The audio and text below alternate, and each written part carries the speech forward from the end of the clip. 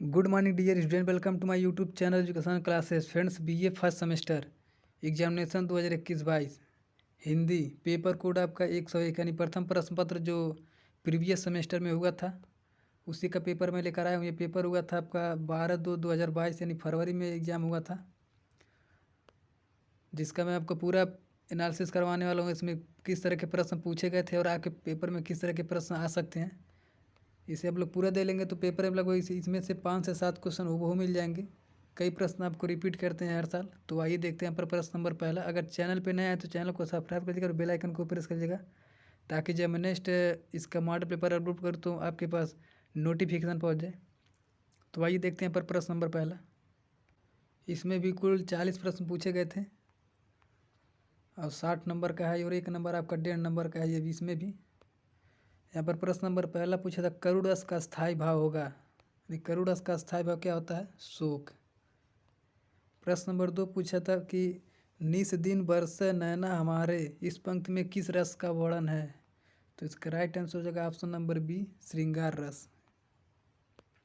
प्रश्न नंबर 3 पूछा था कि छंद का नाम बताना था। इसमें यहाँ पर एक आपको पंक्ति दिया था, जैसे नीलांबर परिधन हरित पट सुंदर है, सूर्य चंद्र युग मुकुट मरेवल प्रेम प्रवाह फूल तारा मंडल। ये आपका एक पंक्ति दिया था। इसका पूछा था कि इस छंद इसमें कौन सा छंद है बताना था।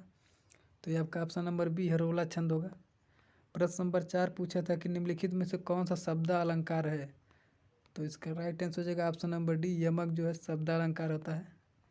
प्रश्न नंबर 5 देखते हैं। प्रश्न नंबर 5 पूछा था कि रईमन पानी राखिए बिन पानी सब सून, पानी गए न उबरे मोती मानुष चून। उपयुक्त पंक्ति में कौन सा अलंकार है? तो इसका राइट आंसर हो जाएगा ऑप्शन नंबर बी, श्लेष अलंकार। अगला प्रश्न पूछा था कि आचार्य रामचंद्र शुक्ल का हिंदी साहित्य का इतिहास पहले किस ग्रंथ में यानी किस ग्रंथ की भूमिका के रूप में छपा था? तो इसका राइट आंसर हो जाएगा ऑप्शन नंबर ए, भूमि शब्द सागर। अगला प्रश्न पूछा था हिंदी साहित्य के इतिहास के किस काल को वीरगाथा काल कहा जाता है? तो इसका राइट आंसर हो जाएगा ऑप्शन नंबर बी, भक्ति काल को कौन सा काल कहते हैं? वीरगाथा काल। अगला प्रश्न पूछा था आचार्य रामचंद्र शुक्ल ने भक्ति काल का समय निर्धारित किया है। तो इसका राइट आंसर हो जाएगा ऑप्शन नंबर बी, संवत 1375 से लेकर 1700। प्रश्न नंबर अगला पूछा था निम्नलिखित में से रीतिकाल के कवि हैं? तो इसका राइट आंसर हो जाएगा ऑप्शन नंबर बी यानी सी, बृंद। अगला प्रश्न पूछा था हिंदी भाषा का आदिकाल किसके निकट थी?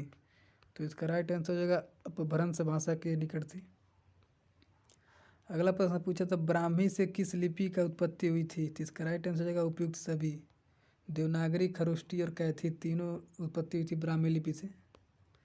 अगला प्रश्न पूछा था कौन सी प्राचीन भाषा नहीं है? तो इसका राइट आंसर हो जाएगा पंजाबी, जो आपका प्राचीन भाषा नहीं है। ये आपका 1992 में जो 73वां संविधान संशोधन हुआ था उसमें बोडो डोगरी मैथिली संथाली आपका 2003 में जोड़ा गया था, और उसके बाद 72 वाले में जो पंजाबी जोड़ा गया था। तो इसमें पूछ रहा है कौन सा प्राचीन भाषा नहीं है? तो पंजाब आपका न्यूनतम भाषा है, बाकी ये संस्कृत पाली प्राकृत ये तीनों प्राचीन भाषा है। अगला देखते हैं किस भाषा को हिंदी का जननी कहा जाता है? तो इसका राइट आंसर हो जाएगा ऑप्शन नंबर ए, संस्कृत भाषा को। अगला प्रश्न पूछा ध्वनि की इकाई होती है? तो इसका राइट आंसर हो जाएगा भाषा की छोटी इकाई। ध्वनि किसकी इकाई होती है? भाषा की छोटी इकाई। अगला प्रश्न पूछा था कि निम्नलिखित बोलियों में से कौन सी बोली उत्तर प्रदेश में सामान्यतः नहीं बोली जाती है? तो इसका राइट आंसर हो जाएगा ऑप्शन नंबर सी, मैथिली बोली। अगला प्रश्न पूछा था कि निम्न में से स्वर हैं? तो इसका राइट आंसर हो जाएगा ऑप्शन नंबर ई, यानी वावेल जिसे कहते हैं। अगला प्रश्न देखते हैं सभी स्वर होते हैं। अगला प्रश्न पूछा था तो इसका राइट आंसर हो जाएगा दीर्घ स्वर। अगला प्रश्न पूछा था प्रत्येक वर्ग का दूसरा और चौथा वर्ण क्या कहलाता है? तो इसका राइट आंसर हो जाएगा महाप्राण व्यंजन। अगला प्रश्न पूछा था निम्नलिखित में से प्रेरणार्थक क्रिया है? तो इसका राइट आंसर हो जाएगा ऑप्शन नंबर ए, वह सीता से पत्र लिखवाती है। अगला प्रश्न पूछा था सफ़ेद घोड़ा नहीं भागता है, इस वाक्य में विशेषण शब्द है। विशेषण जो विशेषता बताए किसका? घोड़े की विशेषता का बता रहा है? सफ़ेद। तो इसका राइट आंसर हो जाएगा ऑप्शन नंबर ए, सफ़ेद। अगला प्रश्न पूछा था इनमें क्रिया विशेषण है? तो इसका राइट आंसर हो जाएगा ऑप्शन नंबर ए, धीरे धीरे। यहाँ एक धीरे चाल भी है और धीरे एक गति का नाम है, क्रिया की विशेषता बता रहा है यहाँ पर। अगला प्रश्न है कि राम लक्ष्मण बन गए, इस वाक्य में भूतकाल के किस भेद यानी भेद का उदाहरण है? तो इसका राइट आंसर हो जाएगा ऑप्शन नंबर डी, सामान्य भूत है। अगला प्रश्न पूछा था नेता शब्द का बहुवचन क्या होगा? तो इसका राइट आंसर हो जाएगा नेता का शब्द नेता बहुवचन होता है। अगला प्रश्न पूछा था कवि शब्द का स्त्रीलिंग, तो इसका राइट आंसर होगा ऑप्शन नंबर बी, कवित्री। यहाँ पर आपको शुद्ध वर्तनी में भी आ सकता है ये कवित्री लिखने के लिए।